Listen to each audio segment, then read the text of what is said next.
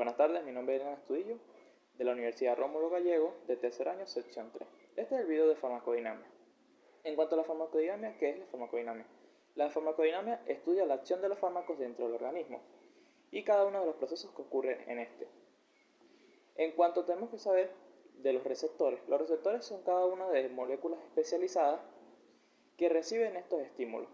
Gracias a la transducción de señales, que la transducción de señales son cada uno de los pasos que integran los ligandos, y los ligandos son moléculas o micromoléculas especializadas que pueden ser tanto fármacos o como moléculas ya prescritas naturales en el organismo.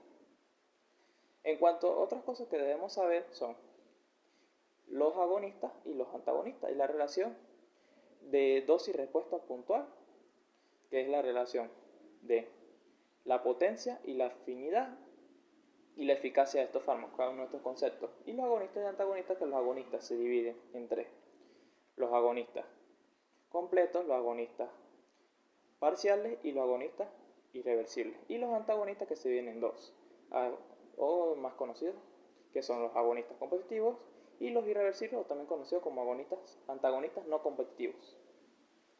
En cuanto a la transducción de señales, como ya lo dije, la transducción de señales son cada uno de estos pasos o una corriente eléctrica de cómo llega el fármaco gracias a un ligando a este. Esto se conoce como que los fármacos son los que estimulan las señales y los receptores son los que buscan estas señales o tratan de acoplar estas señales a cada uno de estos.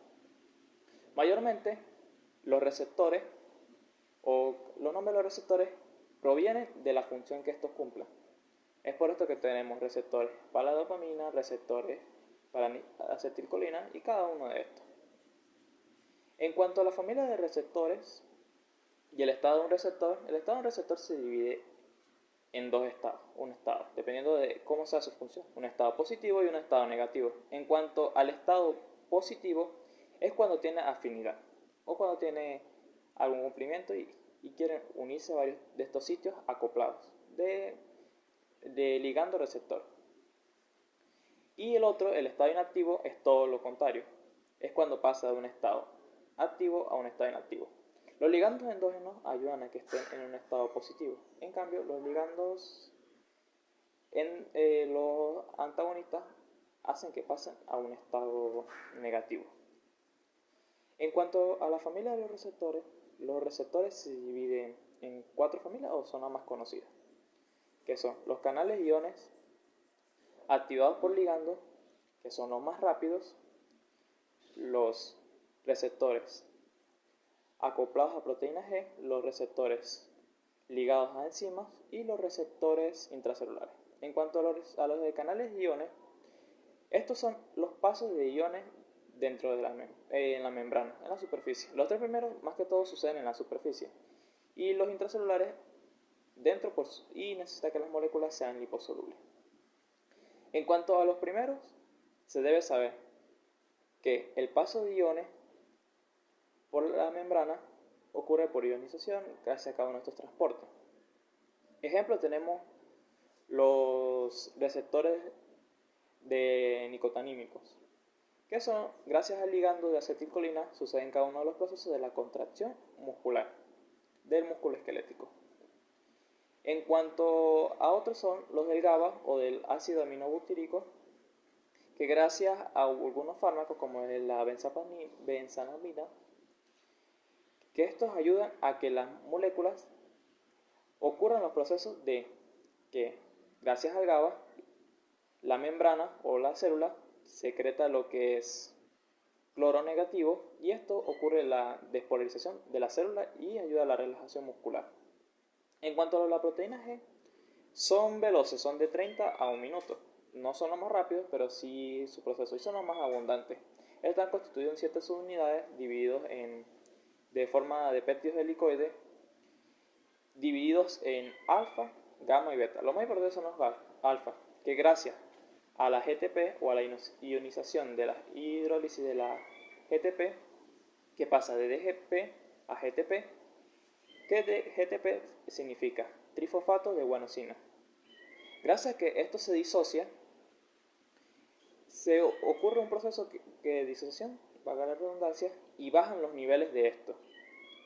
Luego, cuando esto sucede, el proceso más común es que la actividad adenosín ciclasa ayuda a la reducción de esto.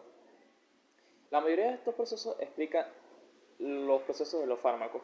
En cuanto debemos saber también que de una vez el adenosín ciclasa se unen a esto, pasa a MPC, que significa adenosín monofosfato ciclasa, y gracias a este proceso se reduce el DGP y pasa a TGP, es decir, el trifosfato de guanosina.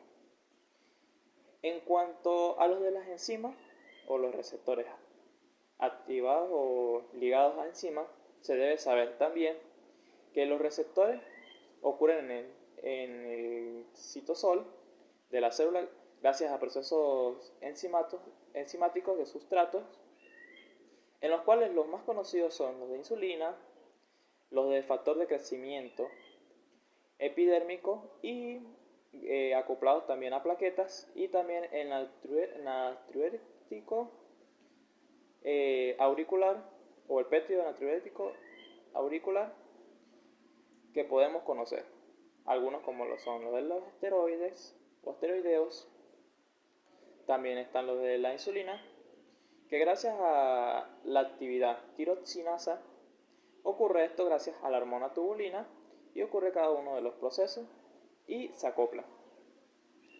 En cuanto a los canales intracelulares, se debe saber también que los canales intracelulares, y otra cosa, mayormente los activados por canales de iones también pueden ser activados por canales de voltaje, no siempre necesitan un ligando, que esto es lo que explica los procesos de los anestésicos. La mayoría de anestésicos se activan por canales de voltaje. Estos fármacos se unen gracias a esto.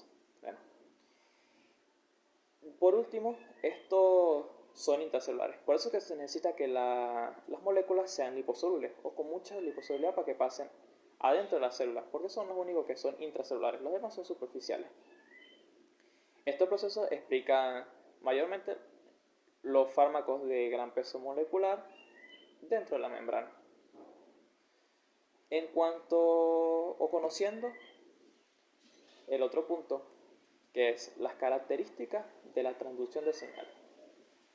Las características de la transducción de señales son dos características o dos reglas específicas, que son la amplificación de la señal, es decir, el aumento de la señal, que esto ocurre gracias a la mayor o menor cantidad de complejos de fármaco receptor y a la mayor disponibilidad de estos receptores, y la de protección a la célula. Cuando me refiero a la protección de la célula, esto significa que cuanto mayor sea la dosis, no significa que mayor sea la eficacia, o mientras más se introduzca un fármaco, no significa que mayor será el efecto terapéutico. Es por eso que en algunos casos, cuando se introduce muchas dosis de un fármaco, ocurre un proceso que se llama taquifilaxia, que es donde ya la célula ya no recibe estos fármacos y no sucede el mismo efecto, y hay veces la persona queda inmune al efecto del fármaco por tanto uso y abuso de él. Por eso no se recomienda utilizar mucho los antibióticos o no automedicarse sin prescripción de un médico, o no abusar de los fármacos, de drogas o cualquier otro tipo que dañan los receptores. Conociendo lo otro, que es cómo es la relación puntual de dosis-fármaco, se divide en dos conceptos, que son la potencia y la eficacia. La potencia es la cantidad de fármaco que se debería de introducir en un paciente para obtener una eficacia. Es por eso que hay fármacos que tienen más potencia y se dan menos cantidad. Ejemplo, el candesatán y el ivaversatán. En cuanto al candesatán, se necesita de entre 5 a 32 miligramos, y el ivaversatán, que es el último, necesita mayor dosis, es decir, su potencia es mayor y la cantidad es mayor, porque se necesita entre 75 y 300 miligramos para que ocurra una eficacia. En cuanto a la eficacia significa la dosis que se le integra la dosis que se le integra al paciente de fármaco y el efecto fisiológico bioquímico que ocurre en él. Es por eso que la eficacia es más importante que la potencia, porque si la eficacia es mayor, no se necesita integrar más potencia, es decir, más fármacos. Ajá. En el último tema, o los últimos dos temas que son los agonistas y los antagonistas. ¿Qué es un agonista? Un agonista es aquel que copia o ayuda a activar los receptores a un estado positivo y modifica los receptores y las células. Los agonistas se dividen, como ya lo había dicho, en tres: agonistas completos, agonistas parciales y agonistas inversos. Los agonistas completos son los que tienen una eficacia del 100%, tienen una eficacia mayor para transducir señales y cumplen funciones de un ligando endógeno. Podemos encontrar el caso de la fenilefrina, que es la fenilefrina.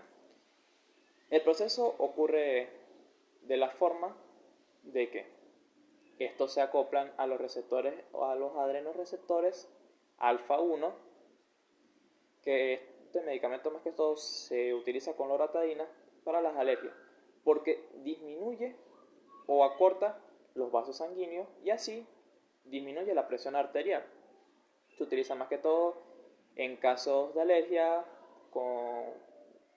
de alergias nasales y cosas así, para disminuir el rango de tanto la alergia como la dilatación de los vasos sanguíneos nasales. Los otros que son los parciales son: estos fármacos no tienen mayor eficacia que los otros o que los primeros. ¿Por qué?